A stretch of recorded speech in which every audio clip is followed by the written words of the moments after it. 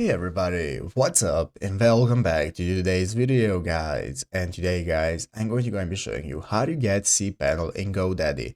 This is a very simple thing to do, so make sure to watch this quick and easy video to the very end and follow my steps correctly so you can make sure that this works the same for you and you can do this yourself.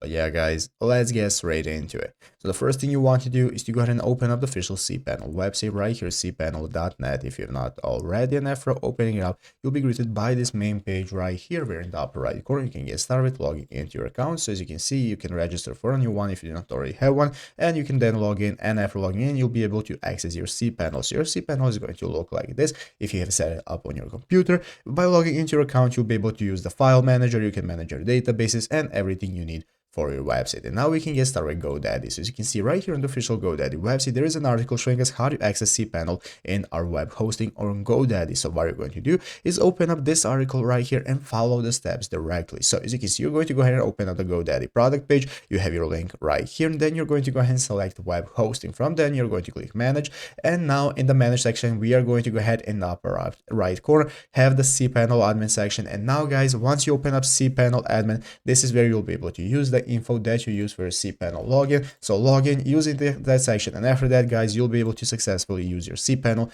in GoDaddy and manage it from here. And it's easy as that. So I hope this video was helpful. If it was, make sure to leave a like, subscribe to the channel. So thanks for watching, take care, and bye.